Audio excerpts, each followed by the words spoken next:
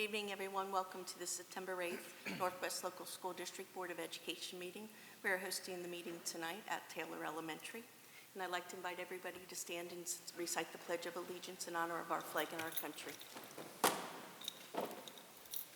pledge allegiance to the flag of the United States of America and to the republic for which it stands, one nation, under God, indivisible, with liberty and justice for all.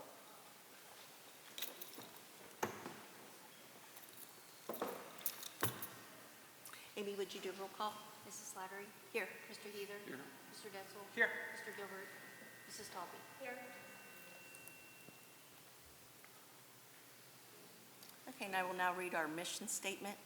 The Northwest Local School District will recreate a responsive learning community where all students are valued, challenged, and guided along a pathway to success.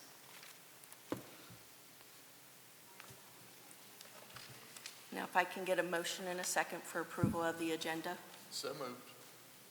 Second. Any questions before we vote on the agenda?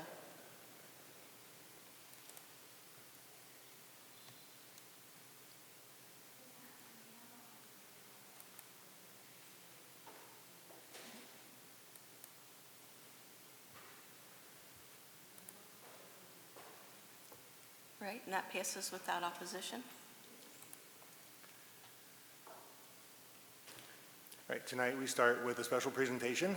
So I'm going to introduce Casey Schurz, the principal of Taylor Elementary, and he's going to introduce the team he has tonight to talk to us about a special project that they're beginning here.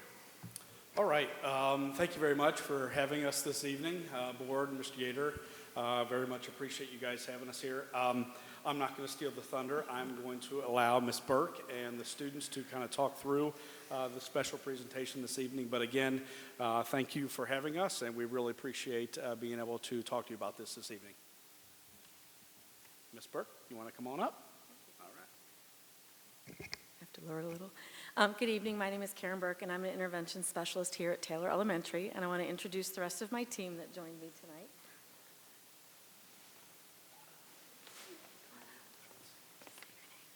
My name is Dariana Lunsford. Hello, everyone. My name is Charlene Salomon. Hi, my name is Emily Jimenez. Hi, I'm Hope Van Landingham. I'm a teacher here at Taylor. Hi, my name's Leah McMillan. I'm an intervention specialist here.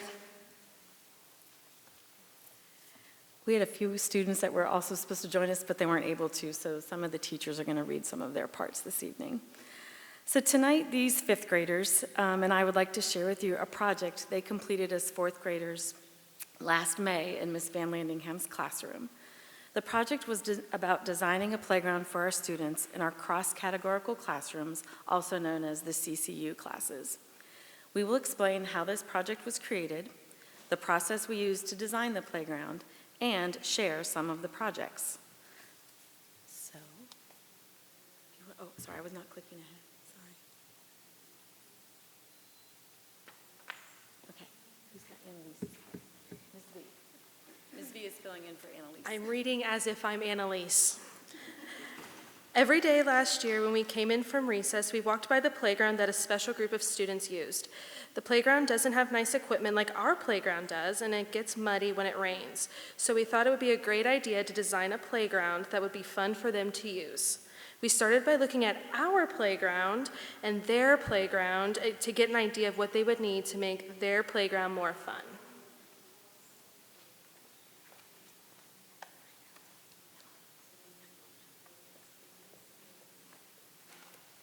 Next, we interviewed Mrs. McMillan to see what types of things her student would like to see on their playground.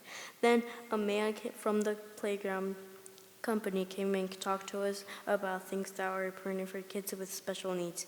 He talked about having musical toys and equipment that everyone could reach. He talked about sensory items.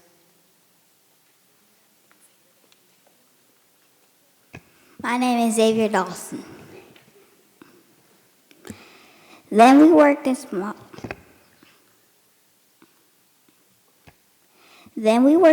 groups looking at catalogs, and on the internet to design our playground. We were all allowed to pick 6 items. Each group made a poster, then did a presentation to the class and to the playground designers. Here are some pictures of our groups working together. Here's my group project.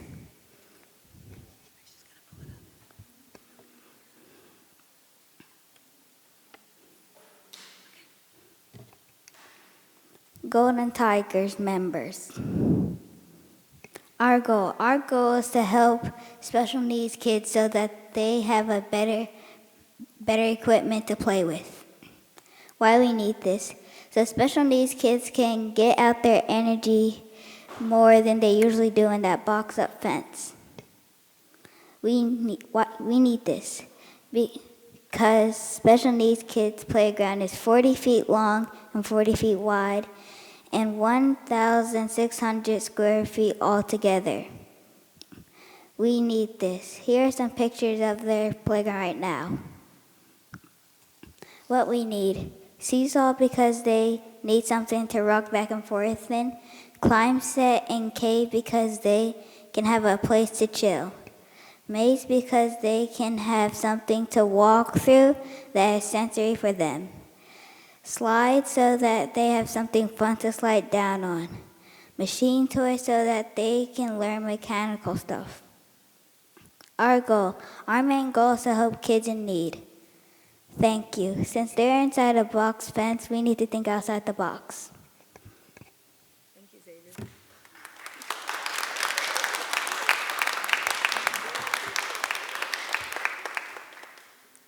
We also have, after the board meeting, if anybody wants to look, I did put up the posters from all of the groups that we had, and you can see kind of the things that they wanted.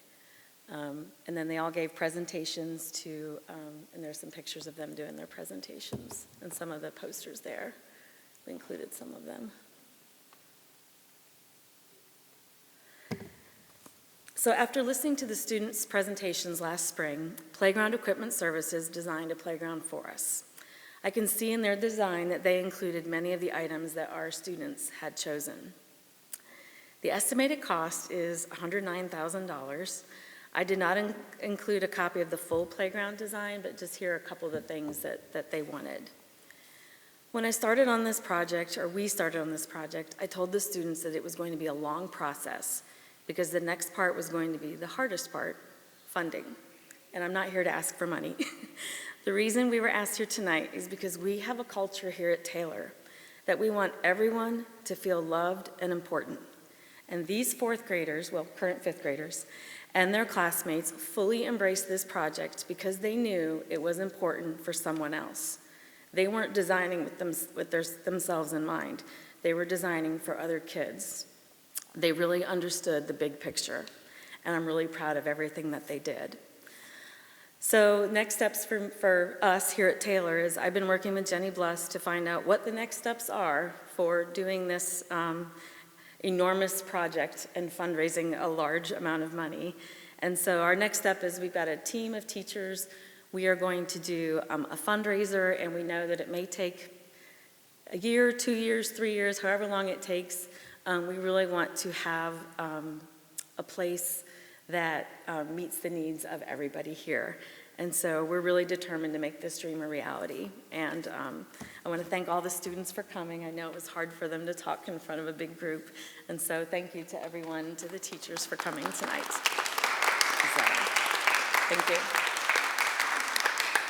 And I also want to thank Ms. Burke and the teachers, because what we just saw tonight was an example of problem-based learning, where students really look at the world around them, figure out how to solve problems, and this was designed by teachers to really help students get into and understand from a community perspective. They brought in industry partners, students knew real-world applications, they knew from actual playground equipment specialists what this would take. So it was a completely integrated learning experience that was designed by our teachers and is a model for the kind of instruction that we are building toward district-wide.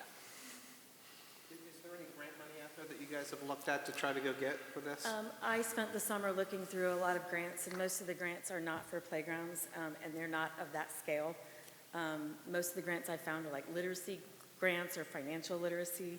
So it seems like a fundraiser is the best way to go, because we can also then, businesses can also donate to the fundraiser. And so that was kind of the idea, as well as making it a community event for Taylor. It can be a broader community event where, I mean, there are businesses out there that want to make donations. So that seemed to be, after talking to Jenny, who worked through the treasurer's office, that might be the easiest way for us to do that. Does that answer, Daryl, was that? What about talking to the company that's building the new Colerain Elementary School? So part of it is when the buildings were built, the playgrounds were designed to be ADA accessible so that everybody has, but as the needs change and students with different needs come into the building, they've really looked at what would be ideal for them above and beyond what we already have. And so that's what they were designing. And so once we get the fundraising up and running and they get started on that, we'll be able to collaborate with a bunch of different partners who might want to be involved in this. And I know once other schools start to see this, they're going to be calling Karen for understanding how she got started on this process. Yeah, that was going to be my comment. I love that. And I know that Pleasant Run and Struble both suffer from the same lack of equipment for their kids. So I would love to see that you guys be able to share this and them to be able to do something too. Yeah, I told Daryl I didn't want to do 3 schools at once. I'm going to start with this one and see how it goes. Yeah, We'll build.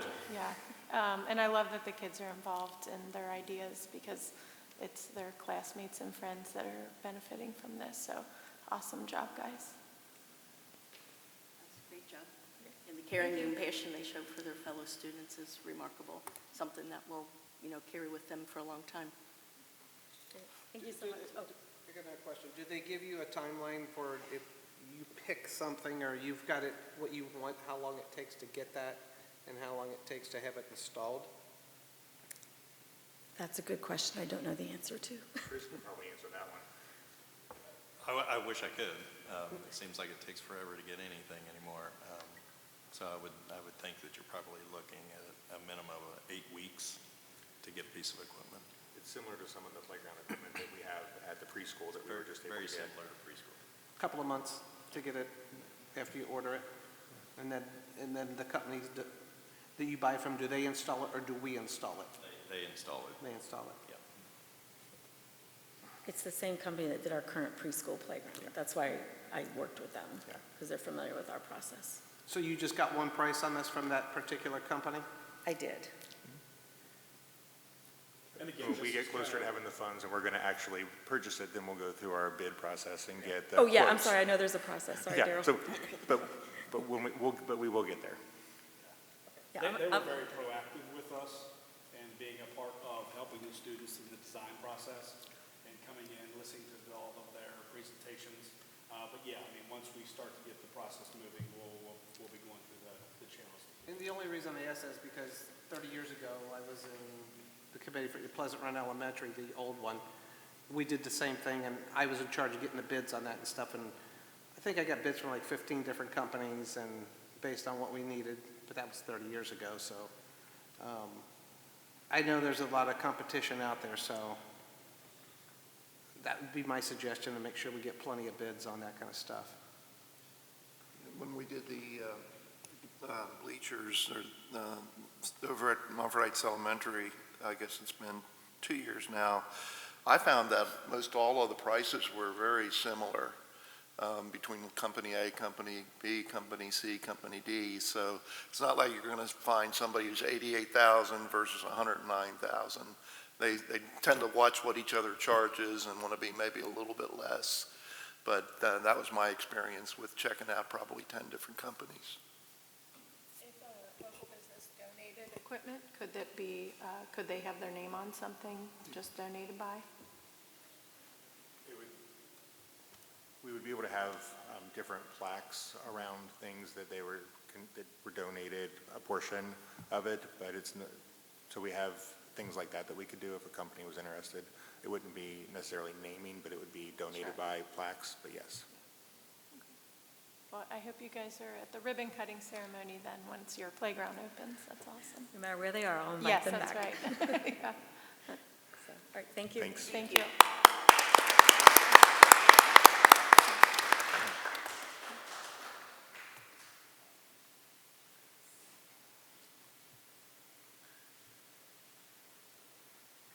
Oops, sorry. And Nicole, student achievement.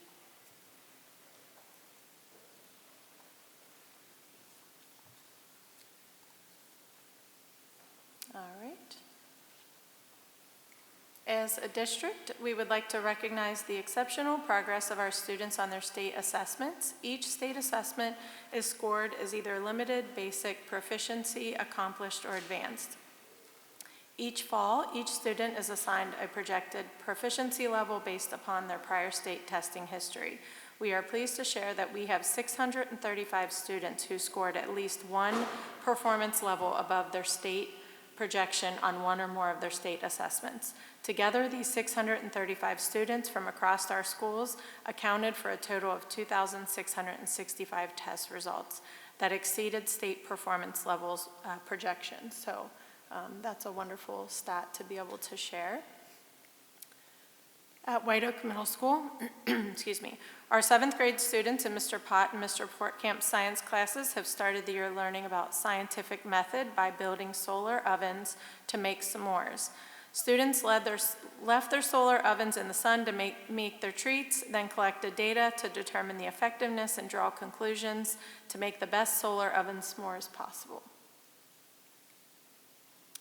And at Pleasant Run Middle School, students across all grade levels are actively engaging in collaborative learning tasks that reinforce previously learned material and introduce exciting new concepts. It's inspiring to see our students learning, growing, and supporting one another every step of the way. And at Corrine Middle School is proud to recognize 4 outstanding students from 6th grade Team Nessie as our math stars for the week of August 25th. These students demonstrated exceptional teamwork and peer support as they engaged in collaborative learning activities focused on understanding and applying the concept of area. Their dedication to both their own learning and the support of their classmates is commendable, and we are excited to celebrate their efforts and achievements. And at Taylor Elementary, we had a strong start to the school year. Our open house event was a tremendous success, offering students and families the opportunity to tour the building, meet their teachers, explore available extracurricular activities, and participate in a hands-on experience about a school bus. The teachers at Taylor have continued to design and engage hands-on learning activities during the first 3 weeks of school. The featured photos show Ms. DeBevic's students using props to visualize the Jack Be Nimble nursery rhyme, and Mrs. Coleman's kindergarten students worked on putting numbers in order. At Struble Elementary, off to a strong start and working hard to improve their reading skills. The following students were recognized with a student shout out on the announcements and a positive phone call home for their diligent work within the Core 5 reading program. Congratulations to Isaiah Marsh, Kamari Fitzpatrick, Amelia Mayer, Mally Crockett, Avril Clark King, Jalen Clark, Jaden Clay, Amani Brooks, and Callie Hill. Students at Houston Early Learning Center are off to a great start as they begin their educational journey. In these first few weeks, our youngest learners have been actively engaged in foundational activities such as learning to use glue appropriately, exploring letters and their names, and experimenting with colors throughout creative art projects. We are excited to see all that they will accomplish in the months ahead. At Pleasant Run Elementary School, PRE rolled out their new program called Boys to Nights. All 3rd through 5th graders will attend a monthly guest presentation. This August, they heard from Marlon Stiles and learned about finding their spark and working to do what you love. The students were captivated and excited to meet with our September speaker, Mount Healthy grad, author, and public speaker Kenny Glenn. And Corrine Elementary is proud to share that their 5th grade Corrine Cardinal captains have officially been selected. They held their first meeting on August 29th. These outstanding students were chosen through an application process and selected by their former 4th grade teachers and school administrators based on their demonstrated leadership, responsibility, and ability to serve as positive role models for their peers. As Cardinal captains, these students will take on leadership roles throughout the school year. Their responsibilities will include meeting with the superintendent, serving as bus buddies to support our youngest Cardinals, and providing student voice and input on school initiatives. Corrine Elementary is incredibly proud of these students for embracing this opportunity to lead and contribute to a positive school community. And Montfort Heights, our buddy classrooms at Montfort Heights have begun meeting with one another. Older students are buddying up with younger students and reading books together, playing games, and competing collaborative activities. The displayed pictures are from Mrs. Lorda's 5th grade class and Mrs. Rowe's kindergarten class. Students in both classes had a great time with lots of smiles and laughter. Students have had the opportunity to build friendships and learn from one another throughout the school year. We are excited to see the amazing connection that will develop between students across MHE this year as a part of our buddy program. And at Northwest High School, we are proud to recognize and congratulate the more than 400 students who achieved perfect attendance during the first 2 weeks of the school year. This accomplishment reflects both students and commitment and collective efforts from our staff and our families. Our team continues to work collaboratively to ensure that students are present, on time, fully prepared to engage in meaningful learning each day. So congratulations to them. I think that is a wonderful accomplishment as well. So thank you. Thanks, Nicole. That sounds like we're off to a great start across the whole district. That's wonderful. Next, we'll have Butler Tech update with Jim. Yeah, just one thing. William Sprinkles, the new superintendent, he'll be here on October 6th. He'll make a presentation, just giving us an update on the 3 new building projects and the different things that Butler Tech's going to be doing around the district. Thank you. And there'll be no legislative update tonight as Mark is not here.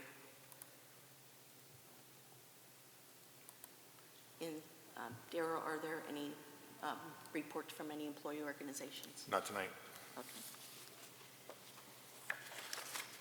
All right. And the Board of Education recognizes the value to school governors of public comment on educational issues and the importance of allowing members of the public who are residents of the school district to express themselves on school matters of community interest.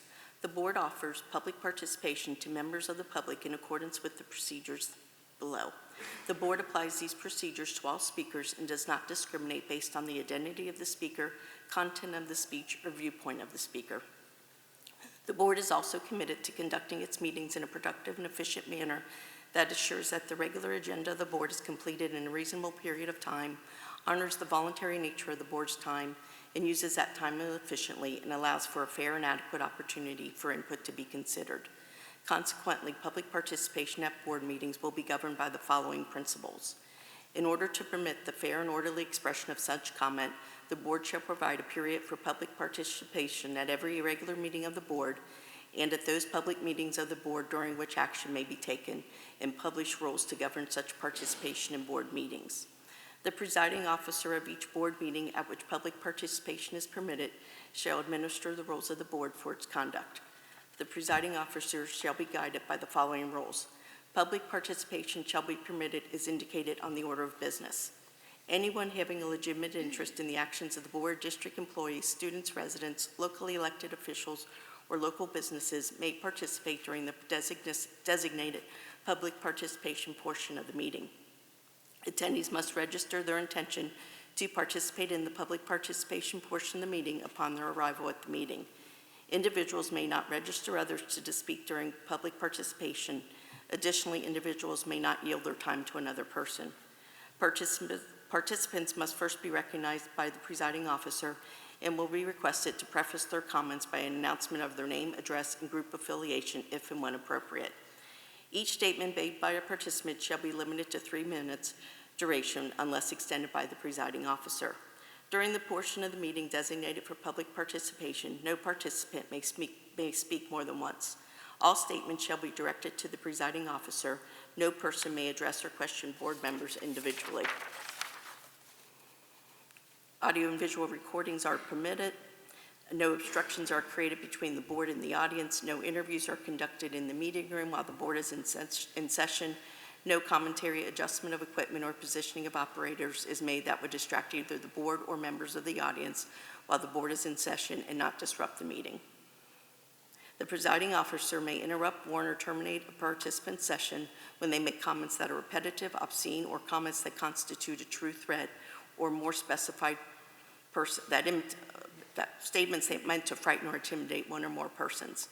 Request any individual to stop speaking and/or leave the meeting when that person does not observe reasonable decorum. And request the assistance of law enforcement officers in the removal of a disorderly person.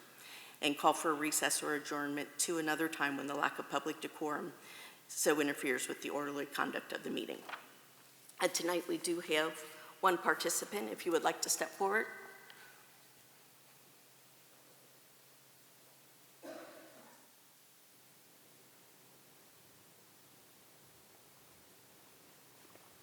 Hi, good evening. If you wouldn't mind stating your full name and your address. Sure, yes, ma'am. My name is Sam Malone, and my address is Lincoln Avenue. I am here on a matter tonight relating to the girls' wrestling program, Dexter Harold Carpenter, and I don't know when you want to start, if I'm in full compliance. Sure, go right ahead. Yes, ma'am. Wanted to make sure that I met your objections in terms of the information that you're requesting. So I am here in a matter relating to the girls' wrestling program, and we currently have an issue with respect to a deficient or outstanding matter executing an agreement. And I sent Mr. Yater, excuse me, an email. Have not responded, trying to have that those outstanding issues resolved and executed fully. Understand that you've been very busy, but we need to get that executed.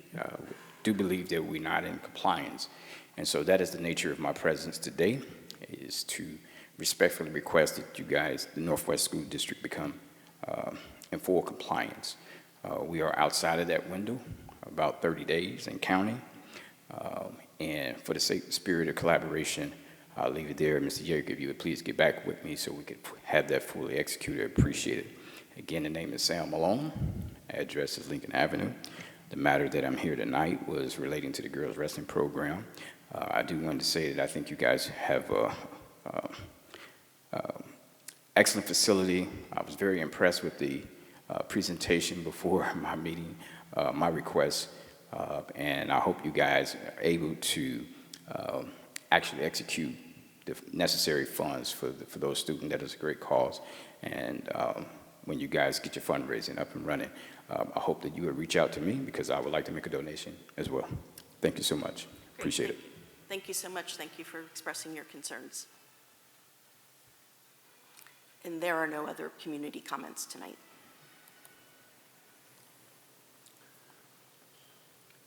So moving into the consent items, we'll start with personnel.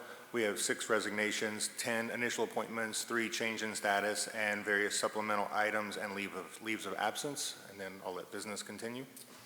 For donations tonight, we have the Montford Heights United Methodist Church has donated school supplies to the Montford Heights Elementary School. Grace Communion Cincinnati West Church has also donated school supplies to the Montford Heights Elementary School. The Cincinnati Women's Club has donated books to Montford Heights Elementary School. And Jacqueline Kohler Dulworth, made a monetary donation to Coleraine High School in memory of her brother, who was a 1973 grad and drum major. For contracts tonight, we have non-public, transportation, Northwest High School Band, Coleraine High School Homecoming, and special education. The superintendent recommends the board approve the consent items as listed. Can I get a motion in a second? So moved. Second. Any discussion? I just had a couple questions about transportation. First, thank you, and thank you for all your help and responses to people as they are navigating. There was some route changes emails, I guess, that went out today and had some parents concerned. And I was just curious if that was to some of the emails we've seen are kids not getting home until 5 o'clock or after. They say the bus drivers are amazing. and patient with the kids, but they're not sure what that, it seemed general or generic email, and so I was curious if you could Yeah, expand on that. I'm not sure about the email that went out today, but I know. It was today. Was it today? Yeah, please. But I know the transportation team has been working Yeah. to solve about 4 or 5 different delay issues that we've been having on routes. And that is what the email was about, was to resolve some of the issues that some of the schools were having with the buses and the lateness. So emails went out because we generated a couple of different routes, or added a route or two to take the burden off of some of the routes that were running a little longer. So these emails that they received are the updated ones with changes that should alleviate the lateness of some of the buses. Awesome. So a few people did reach out to me, and I just said, email transportation, the general email address, so that they weren't sure if it affected their route. And maybe it went to specific people. I didn't see the email, but I just told them to reach out, so if you get a few extra, it's We those will, people. and information was passed out to students from the drivers as well, so they can take it home. Okay, all right, thank you so much for doing that. And I would also watch your stop finder, because you'll see those route changes made on stop finder. All right, any other questions? All right, we can go ahead and vote.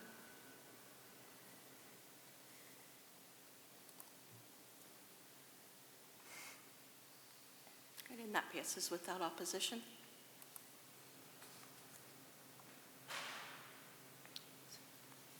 Good evening. First, I'd like to ask the board to dispense with reading of and approve the August 18th regular meeting minutes. We also have 4 new fundraising accounts that we would like the board to accept, approve, and appropriate. These are for both of our high school's girls wrestling teams, as well as Northwest High School's music department for their trip fund, and Struble Elementary Multicultural Club. So all these are fundraising accounts for these groups. And finally, we have one then and now certificate, so it was for prior year expenditure. It's about $200 higher than projected, so they had the money then, they have the money now to pay the expense. With that, I ask the board to accept the fiscal consent items as listed. Any questions or discussion? Can I get a motion and a second? So moved. Second.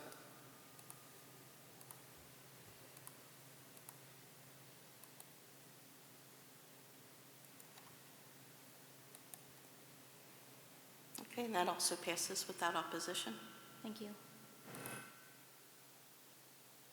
So next we have some other items for approval. The first one is an approval of athletic ticket prices. These are prices that are set outside of the leagues themselves. Some of them are special offers that are being created from the building. We've included the golden ticket on here as well. In the future, these will be part of the handbook that you see in the spring for approval, but we are recommending that these be approved tonight so that they can start using some of these ticketing sales and different promotions that they've created at the building level. So with that, superintendent recommends that we approve the athletic ticket prices as listed. Okay, get a motion and a second. Are we doing the retiree pass, or are you calling it the golden pass now? All we have right now is the golden pass.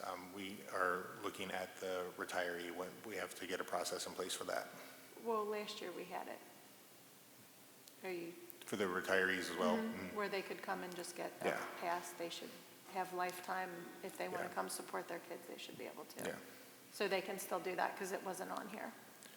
Yeah, we can still get that through from the employee benefits. Okay, yeah, I think that should be offered every year to anyone that's retired that wants to come and get a pass. And then Corrigan High School does a $10 student pass. Does Northwest also do that? They have different prices that are set. So the different middle schools, the 2 and the GMC have a set price. Pleasant has a different price. The high schools is what I asked about. Yeah, the high schools do have a student rate. I don't know off the top of my head what the Northwest one is. Okay. But they do have a student rate. Okay, can I get a motion and a second? So moved. Second. Any other discussion?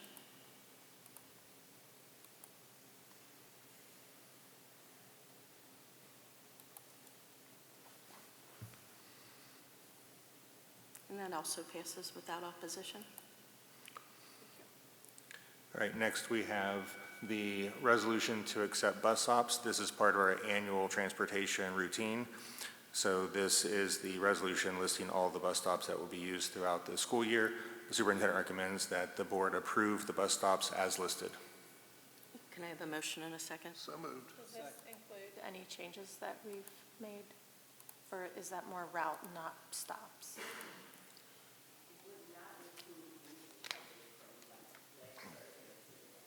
Okay, so we would do that again. Do we, Yeah, we would have to do an amendment at the next board meeting for updates, but that's a rolling thing that happens at the beginning of the year based on new enrollments and changes. All right, any other discussion?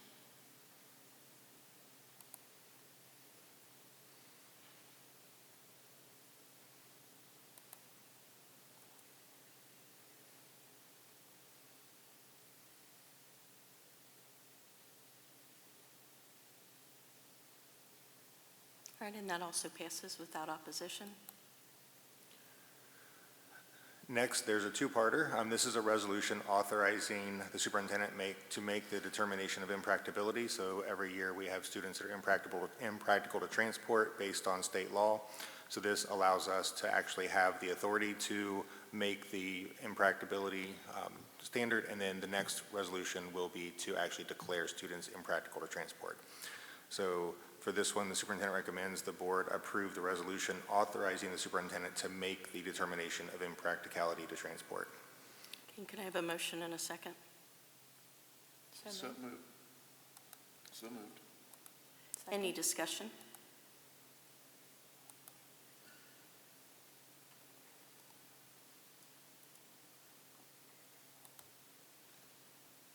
And that also passes without opposition. And then the follow-up to that one is the next one, which actually is the list of students declared impractical to transport. So the superintendent recommends the board approve the resolution declaring students impractical to transport as listed. Can I have a motion and a second? I just want to acknowledge the amount of time that this is added, just more time for you guys to review of where people live and where they go to school. Some of the schools are pretty far out of our district, so it's just another piece of the process that you guys do. Thank you. Okay, and a motion and a second. So moved. Second. Any other questions? Okay, we can go ahead and vote.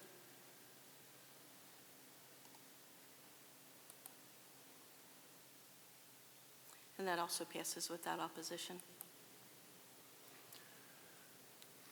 All right, and then the last one is a resolution for the approval of the design development phase submission for the new Corrigan Elementary School. Clearly progress is being made. Weigel has been basically demolished at this point. This is the next step in the process. So this is the design development phase. Superintendent recommends the board approve the design development phase submission and authorize the approval to move forward with the construction documents for the new Corrigan Elementary as listed. Can I have a motion and a second? So moved. Second. Any discussion? One thing I know, I don't think we did for Weigel, but when we do this with Corrigan Elementary would be to invite the community one last walkthrough. Did we do that? For the previous, For any of the other buildings? Like yeah, when Houston? there were closing ceremonies for all of the previous For buildings. Houston? Yeah, when Houston stopped being operated as a full elementary school, there was a Okay. closing ceremony for that building at that time. Okay. And then it was repurposed as a preschool. Okay, great. Yeah, just something to think about for Corrigan Elementary as well. All right, any other discussion? We can go ahead and vote. And that also passes without opposition. All right, and then for the update tonight, a couple of things, and we'll kind of circle back to Ms. Burke's presentation, but I want to remind families that next Tuesday is a late start day, so it's a 2-hour delay schedule for Northwest schools only. So just a reminder that that's part of our calendar. So that's the first one of the school year. And we do have some exciting dates coming up. We have homecomings coming up, so please start marking your calendar for Northwest homecoming on September 26th and Colerain's on October 3rd. And then we do have, for the high school parents, if you are a parent of a 10th, 11th, or 12th grader, you're going to be getting some targeted communication around something called Linked Up Connect. We've talked about it before. It is a platform that allows families to give access to their students to be in the portal. This is a career development process, so this Linked Up portal, if parents give access, students will be uploaded into that. They'll be able to connect with jobs. They'll be able to connect with employers. They'll be able to schedule internships. They'll start to be able to have access to a lot of career development opportunities, but it does require parent permission. It's also a portal that our teachers can use. So what Ms. Burke had to do by going out and finding career partners to come in and partner with her classroom on the playground, it allows our teachers to go in and actually start finding those partners through this portal so they can make those connections to the curriculum in a more streamlined way. And so this portal is going to be a real positive thing for our teachers, our district, and for our students.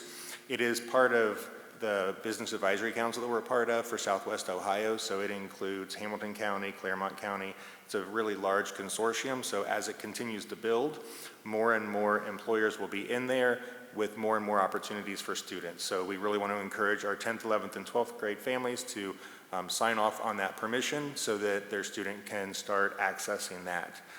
And as a side note, on that career advisory piece, we also want to invite the community to a Reds game. We've been able to partner with the Reds for September 20th. It is a 6:30 game against the Pirates. There will be a special website being pushed out in another 24 to 48 hours that will allow the community to buy tickets to the Pirates game that night. Any ticket purchased through the special website that is co-branded with the Reds and the district, a portion of that ticket sale will be sent back to the district as a donation. And all of those donations are going to go to our Career Development Fund. So anything that people buy, those tickets you buy that night, that portion that comes back to the district is going to that Career Development Fund. It's going to help fund field trips for students so they can go out and see careers and industry real world. It's going to fund the ability for us to get speakers in and special workshops for kids and assemblies. And it's going to help reduce barriers for students who are in that high school realm who are trying to get access to a career site for an internship. So we really want to encourage our staff, our families, and our community to join us for the Night at the Reds so that you have a great time and you're benefiting the district and the career development services and creating and funding experiences for our kids so that they not only know what they're doing in school, but how it connects to their next phase in life and could possibly open doors that they didn't even know were there. So we're really excited for that. There will be a lot of communication coming out about that. Continue to buy tickets for you, your friends, your family, take an entire group. The more the merrier, and the more that comes back to the district to fund those great experiences for our kids. Do we know what the discounted price is? Or have they told us yet? Or? There are a series of prices, so there are different sections at different price points, so it can be anything from around $30 up to $60, depending on how close you want to be to the action. All right, sounds good. All right. And then next, at the prior board meeting, we had the board policy handbook up for review. This is something that Mark Gilbert and myself have worked on along with OSBA.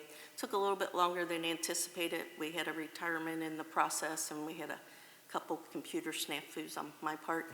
But we finally got it together. So if we can get a motion in a second. So moved. Second. And is there any discussion? Amy, what do we pay the OSBA annually? Annually? Do you know what our membership is? I know it's by pupil. Yeah, like $10,000 or something. I don't And know then this exactly. book was an additional 4? No. 36. 36. It was 3,200, I think. And then is there, I did send some updates, which I saw were made, some typos in that. And then the document says that it would be updated in January each year, and who will own that? Well, as a board, we would look at it after the organizational meeting, and MARTA would be able to make any changes that we needed. So she owns it? Well, the district owns it. Okay. And then, but employees change in August, so would we change it twice? The January meeting would be for the current board members to go through it, sign it, and agree to what's in there. If there's any changes that need to be made during the year, those would be given to MARTA to make changes. Okay, is there, so MARTA's responsible for updating, is there a cost each year? No. So the No, only we own the cost is document. Okay. Okay. There are a significant number of typos in it. I can send those after. Just if you run it through ChatGPT, you'll see all of I the, did not run it through ChatGPT, but I appreciate your there's careful consideration. Quite a bit of typos and just unprofessional kind of opinion comments that I. Well, there were no opinions in there. Basically, most of it comes from a template from OSBA. And then if you recall, we did have a board workshop earlier in the year, which we discussed those things. And what was highlighted were issues that we had had as a board. And those could change every year depending upon the current makeup of the board. So none of those were actually opinions. There are opinions, but as long as those are reviewed each year, I think that would be. All right, any other comments then? All right, we can go ahead and vote.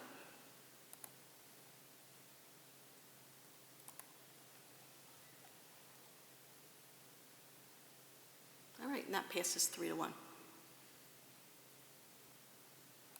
All right, and next we will do board comments, and we'll start with Nicole. Yeah, I want to thank Ms. Burke and her group of students. Casey, thank you guys for what you guys are doing for the students. I think it's awesome, and I'm excited to see where that goes. Thank you again to Transportation and all their hard work, and just wish the bands and athletic teams in the fall here as we get started. And just thank you, a special thank you to Marlon Stiles who came and spoke. I think anytime we can get alumni back in the buildings to speak to our students means a lot, and just appreciate that, so thank you. All right, and Jim? No comments today. Okay. And Chris? Just wanted to thank Taylor Elementary for bringing us this wonderful facility of yours for our meeting tonight, or letting us use it. And also the idea of having the special playground is a great idea. That's a big amount to raise, though. Just having been involved in some fundraisers over the years. So just be ready to have to get out there and really work, but I think you can do it. And that's it. Okay. Yeah, so it sounds like we're off to a great start still for the new school year. And I wanted to talk about, I know we're all aware of a tragic event that occurred. The tragic event occurred on August 27, 2025 at Annunciation School and Parish in Minneapolis, Minnesota. While at opening day school-wide mass was being celebrated in the most sacred of places, God's house, an evil force of incomprehensible magnitude fired 116 rounds from a rifle and 3 rounds from a shotgun through the church windows in a span of 2.5 minutes. In the aftermath, 2 innocent children were murdered and martyred. That was 8-year-old Fletcher Merkel and 10-year-old Harper Moisky. 18 students aged 6 to 15 were injured. 3 elderly parishioners in their 80s were also injured. Most of the injured were discharged from the hospital within a day or two. Lydia Kaiser, a 12-year-old, suffered a traumatic brain injury from a bullet to the brain and has undergone 2 surgeries. She sustained her injury while protecting her younger little buddy. She was discharged from the hospital on September 7th and faces additional surgery to replace her removed skull. She has a long recovery ahead. Sophia Forgis is also 12 years old and suffered a traumatic brain injury and remains in the intensive care unit with a bullet lodged in her brain. Since the 1999 Columbine shootings, there have been over 420 school shootings affecting approximately 390,000 students. The long-term adverse effects of these horrific events are anxiety, PTSD, suicide risk, and substance abuse for these students. We as a country need to do better. We need to protect our children. A comprehensive plan that addresses gun safety and mental health needs to be developed to prevent future shootings. Andre Guthrie Jr., a 13-year-old that was another Annunciation student victim, was shot twice. In the midst of his suffering, he requested that his surgeon pray with him. As Andre knows, God is good, and with God all things are possible. We cannot resolve this without God's guidance and without his presence in our lives. I would like to share a prayer with you that was in St. Anne's Bulletin this weekend. And I think this was God-directed because St. Anne's isn't my parish, but I turned up there for Mass yesterday, and this prayer was in their bulletin. Heavenly Father, we pray for your divine protection over all children. Shield them with your love and grace from all evil and harm. Guard their hearts and minds from fear and negativity, and fill them with peace and a strong sense of your presence. Please give them wisdom to discern truth and make wise choices, and grant them courage to walk in your light. Keep them safe from all physical and emotional hurt, and let them always feel loved and cherished by you and those who care for them. Amen. We have 8,000 wonderful young lives here in our district, and we need to keep them as safe as we can. And prayers do work, regardless of what some people say. Prayers do actually work. And this is a beautiful prayer, and I hope everybody will say that each and every day to keep our students safe. We will now adjourn for executive session. We will return from executive session and have a vote. Thank you. With the executive session, it is to move into executive session to consider confidential information related to negotiations with other political subdivisions respecting requests for economic development assistance. The superintendent recommends that the board approve the motion to move into executive session as listed. Okay, we will. So moved. Second.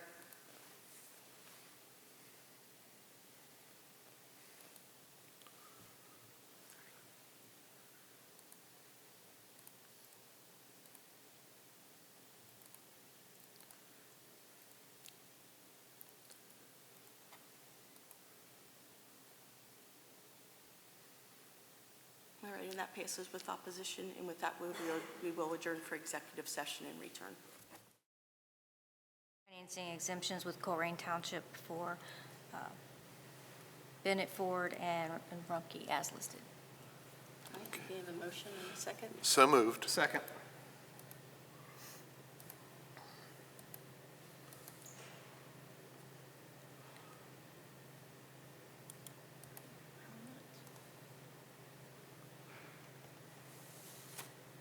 All right, and that passes without opposition.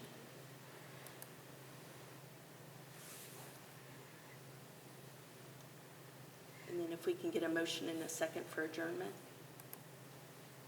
So moved. Second.